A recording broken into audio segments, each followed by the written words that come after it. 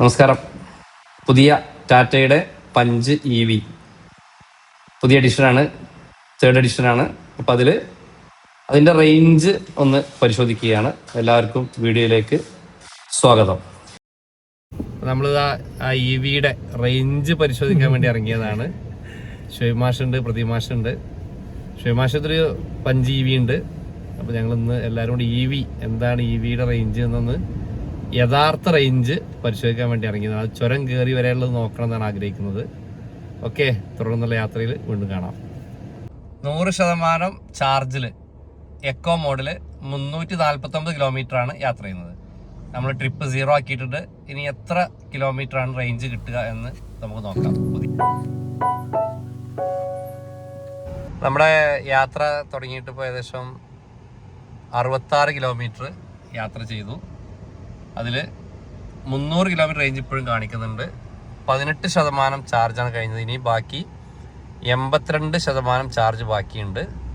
നമ്മൾ 66 കിലോമീറ്ററാണ് ഓടിയത്. ഇനി 300 റേഞ്ച് കാണിക്കുന്നുണ്ട്. നമ്മൾ മലപ്പുറത്തുനിന്ന് കോട്ടക്കൽ വഴി നമ്മളിപ്പോൾ നിലമ്പൂർ എത്തിയിട്ടുണ്ട്. ഇനി ഇങ്ങനെ കണ്ട് നാടുകാണി ചുരത്തുമേക്ക് പോവുകയാണ്. അപ്പോൾ ചുരത്തിലുള്ള ഒരു റേഞ്ചൊക്കെ കൃത്യമായിട്ട് നമുക്ക് നോക്കാൻ കഴിയും. അങ്ങനെ നമ്മൾ നാടുകാണി ചുരത്തിൻ്റെ താഴ്ഭാഗത്തി. നമ്മൾ ആകെ 88 കിലോമീറ്റർ ഓടി. 74% ബാക്കിയുണ്ട്. 26% കഴിഞ്ഞു. ഇനി ചുരമാണ്.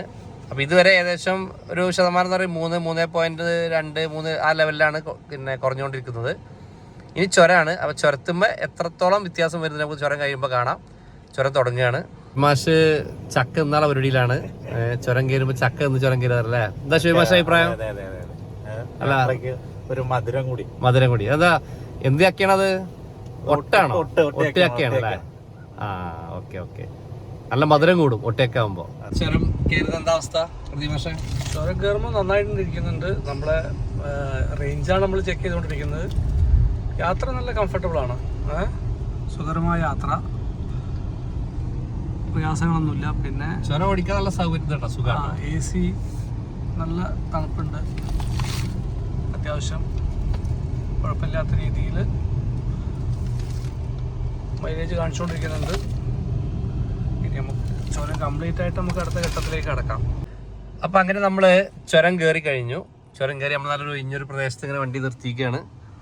പിന്നെ ഇപ്പോൾ ശരിക്ക് 20 കിലോമീറ്റർ നമ്മൾ 88 ഇപ്പോൾ 107.2 108 അവിടെ 20 കിലോമീറ്റർ നമ്മൾ ഓടിയത്. ആ 20 കിലോമീറ്റർ ഓടാൻ വേണ്ടി നമുക്ക് 74 59 15% ചാർജ് ഉപയോഗിച്ചിട്ടാണ് ഈ 20 കിലോമീറ്റർ ഓടിയത്. അപ്പോൾ അത്യാവശ്യം നല്ല ചിലവ് വന്നിട്ടുണ്ട്. ഏകദേശം ഒരു 1.5 മാത്രമേ നമുക്ക് ഒരു ശതമാനത്തിന് റേഞ്ച് കിട്ടിയിട്ടുള്ളൂ. അപ്പോൾ ചുരം കയറുമ്പോൾ ശരിക്കും നന്നായിട്ട് റേഞ്ച് പോകുന്നുണ്ട്, നല്ലോണം കുറയുന്നുണ്ട്. ഇനി ഇതിനെ തിരിച്ച് ചുരം ഇറങ്ങുമ്പോൾ അറിയാം ഈ റേഞ്ച് എന്താണ്. അതിൻ്റെ തിരിച്ചിറങ്ങുമ്പോൾ അത് റീജനറേഷൻ നടത്തുന്നുണ്ടോ എന്നുള്ളത് നമുക്ക് ഇറങ്ങുമ്പോൾ അറിയാം. അത് നോക്കാം. അപ്പം അങ്ങനെ നമ്മുടെ യാത്ര തുറന്നുകൊണ്ടിരിക്കുകയാണ്. ഇനിയിപ്പോൾ ഉള്ളത് 59%. റേഞ്ചും ഒറ്റയടിക്ക് വന്നല്ലാതെ കുറഞ്ഞു. ഇനി 196% റേഞ്ച് ബാക്കിയുള്ളത്. ഒരു ചുരം കയറുമ്പോൾ സത്യത്തിൽ ഈ EV വണ്ടിക്ക് നന്നായിട്ടുള്ള റേഞ്ച് ലോസ് വരുന്നുണ്ട്. അങ്ങനെ നമ്മൾ കൂടല്ലൂരിൽ നിന്ന് സുൽത്താൻ ബത്തേരി വഴിയാണ് വന്നുകൊണ്ടിരിക്കുന്നത്. ഇപ്പോൾ നമ്മൾ 50% ചാർജ് കഴിഞ്ഞു. നമുക്ക് കിട്ടിയ റേഞ്ച് ചുരമടക്കം, കൂടല്ലൂർ ചുരടക്കം, നാടുകാണി ചുരടക്കം നമുക്ക് കിട്ടിയ റേഞ്ച് 132.3 132 കിലോമീറ്ററാണ് നമുക്ക് റേഞ്ച് കിട്ടിയിട്ടുള്ളത്. അപ്പോൾ നമ്മൾ കൂടല്ലൂർ കഴിഞ്ഞ് നേരെ സുൽത്താൻ ബത്തേരി റൂട്ടിൽ ഇങ്ങനെ വന്നുകൊണ്ടിരിക്കുകയാണ്. നമ്മൾ സുൽത്താൻ ബത്തേരിക്കുള്ള യാത്രയിലാണ്. നമ്മുടെ അടുത്ത് 49% റേഞ്ച് നമ്മളതിൽ ബാക്കിയുണ്ട്. നമുക്കൊരു കാര്യം ചെയ്യാം, റിസ്ക് എടുക്കണ്ട. സുൽത്താൻ ബത്തേരി നമുക്കൊന്ന് ചാർജ് ചെയ്യാം അല്ലേ? അതുവരെയുള്ള റേഞ്ച് നോക്കിയിട്ട് ചാർജ് ചെയ്തിട്ട് പിന്നെ അവിടുന്ന് അങ്ങോട്ട് പോവാം. വണ്ടിക്ക് മാത്രം ചാർജ് ചെയ്താൽ പോരാ, നമുക്കും വേണം എന്ന് പറഞ്ഞിട്ടേ ഞങ്ങൾ നല്ലൊരു അടിപൊളി നല്ല നാടൻ ഒരു ഹോട്ടലിൽ കയറിയിട്ട് മീനും നല്ലൊരു നാടൻ ചോറും കഴിച്ചു. സുൽത്താൻ ബത്തേരി സിയോണ്ടാണ് ചെയ്യാൻ ശ്രമിച്ചത്. കുറച്ചു നേരം മെനക്കെട്ടു.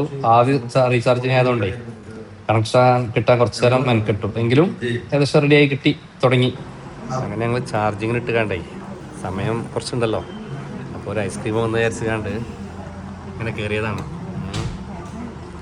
ശരി മാഷേ, ചാർജ് ചെയ്യാൻ പോകുമ്പോൾ എപ്പോഴും കടകൾ നോക്കിച്ച് പോകണം കേട്ടോ.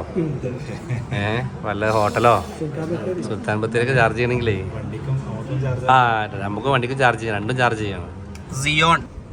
സിയോണിൻ്റെ ചാർജിങ്ങിൽ 300 രൂപ ആഡ് ചെയ്ത് ആ 300 രൂപയ്ക്ക് ഇപ്പോൾ നമുക്ക് കിട്ടിയത് 30% ചാർജിങ്ങാണ് കിട്ടിയത്. 30%, 13 യൂണിറ്റ് ഉണ്ടായിരുന്നത് നമുക്ക് 40% എത്തിയിരുന്നു. അവിടുന്ന് നമ്മൾ അരമണിക്കൂർ ചാർജ് ചെയ്തു. 35 മിനിറ്റ് ചാർജ് ചെയ്ത് 35 മിനിറ്റ് 300 രൂപ അവർ അതിന് പൈസ ചാർജ് ചെയ്തത്.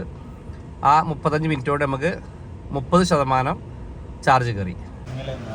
ശരി മാഷേ, ഇപ്പം ഞങ്ങൾ ആദ്യം ചെയ്തു സിയോൺ ചെയ്തു. അപ്പോൾ അത് കഴിഞ്ഞ് ഇവോക്ക്. ഇപ്പോൾ സിയോൺ ഞങ്ങൾ 300 രൂപയ്ക്ക് ചാർജ് ചെയ്ത് 300 രൂപയ്ക്ക് ഞങ്ങൾക്ക് 30% കിട്ടി.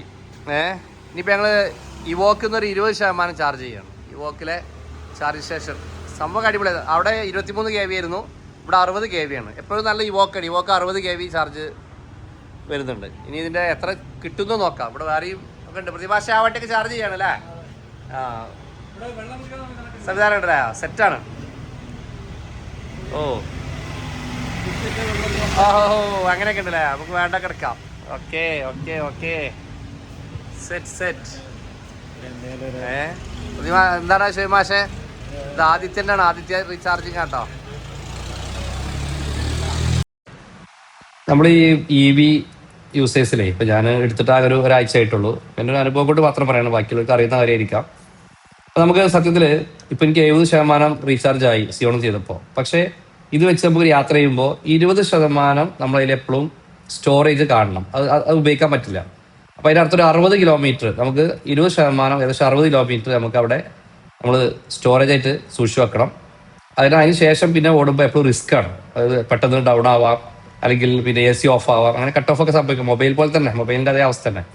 അപ്പോൾ അതുകൊണ്ട് തന്നെ ഞങ്ങൾ ഇപ്പോൾ ഈ കിട്ടിയപ്പോൾ 70 കിട്ടി. പക്ഷേ ഞങ്ങൾ തൃപ്തരല്ല. കാരണം എന്ന് വെച്ചാൽ പോകുന്ന റൂട്ട് അങ്ങനെയാണ്. ഇനിയും കുറേ യാത്ര ചെയ്യാനുള്ളതുകൊണ്ട് ഞങ്ങൾ എന്ത് ചെയ്തു, ആ 70% പോരാന്നുള്ളതുകൊണ്ട് ഒന്നും കൂടെ റീചാർജ് ചെയ്യാൻ വേണ്ടിയിട്ടാണ് നമ്മൾ ഈ വോക്കിൽ വന്നത്. നമ്മളെപ്പോഴും നമ്മൾ കിലോമീറ്റർ 100% എന്ന് പറഞ്ഞാൽ നമുക്ക് 80 ഉപയോഗിക്കാൻ പറ്റുള്ളൂ. പിന്നെ 350 റേഞ്ച് പറഞ്ഞാലും നമുക്ക് അതിലൊരു 60 റേഞ്ച് കുറച്ച് കാണണം. ഒരു 290 റേഞ്ചൊക്കെ നമുക്ക് കാണാൻ പറ്റുള്ളൂ. കാരണം വെച്ചാൽ ബാക്കി 20% നമ്മൾ സ്റ്റോർ ചെയ്ത് വെക്കുകയാണ് അവിടെ. നമ്മുടെ വണ്ടിയിലുണ്ട്, പക്ഷെ ഉപയോഗിക്കുമ്പോൾ അത് റിസ്കി ഫാക്ടറാണ് അവിടെ. അങ്ങനെ ഞങ്ങൾ സുൽത്താൻ ബത്തേരിയിലെ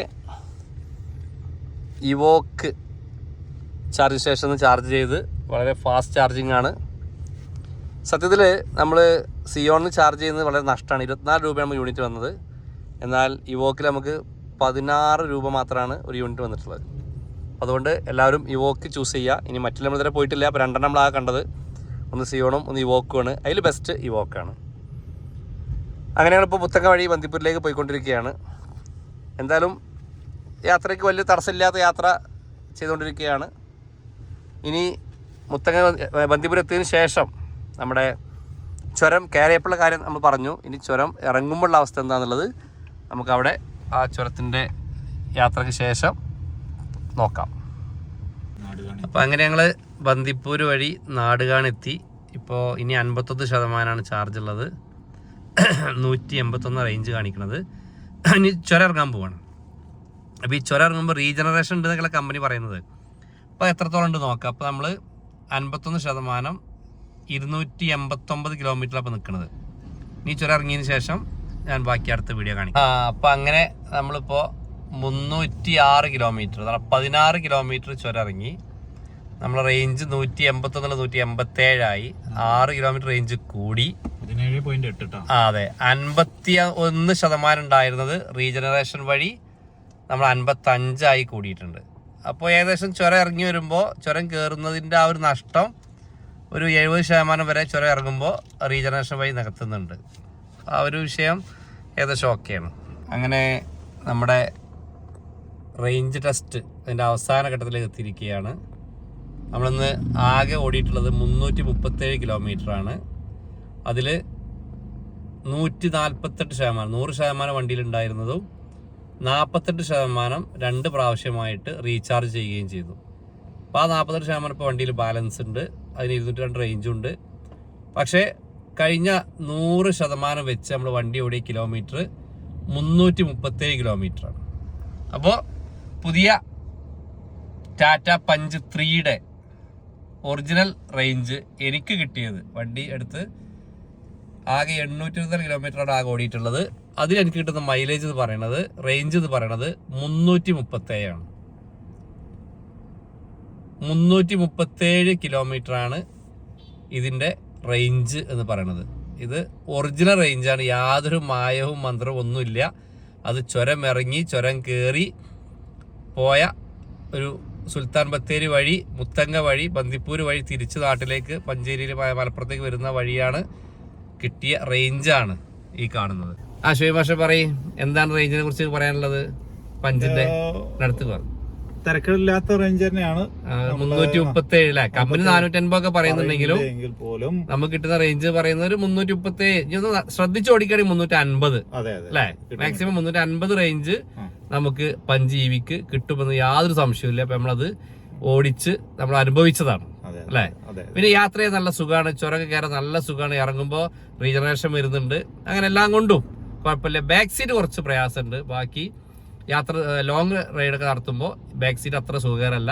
ബാക്കി എല്ലാം കൊണ്ടും നമുക്ക്, ഇപ്പം ഞാൻ ഇന്നോവയൊക്കെ പിന്നെ കയ്യിലുള്ള ആളാണ്, അപ്പോൾ ഇന്നോവ ഓടിക്കുന്ന ആ ഒരു സുഖം അത്ര എത്തില്ലെങ്കിലും അതിൻ്റെ അടുത്ത് തന്നെ കിട്ടുന്ന ഒരു അവസ്ഥ ഈ വണ്ടിക്കുണ്ട്. എന്തായാലും ഞാൻ ഇത് റെക്കമെൻഡ് ചെയ്യാണ്.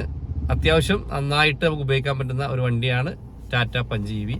ഏവർക്കും ഞങ്ങളുടെ ഈ ഒരു പിന്നെ യാത്രയുടെ അനുഭവം കേട്ടവർക്കൊക്കെ എല്ലാവർക്കും ഞങ്ങളുടെ വക ഒരു നല്ല താങ്ക്സ്, ബിഗ് താങ്ക്സ് പറഞ്ഞുകൊണ്ട് നിർത്തുന്നു. അടുത്തൊരു വീഡിയോയിൽ കാണാം. ബൈ.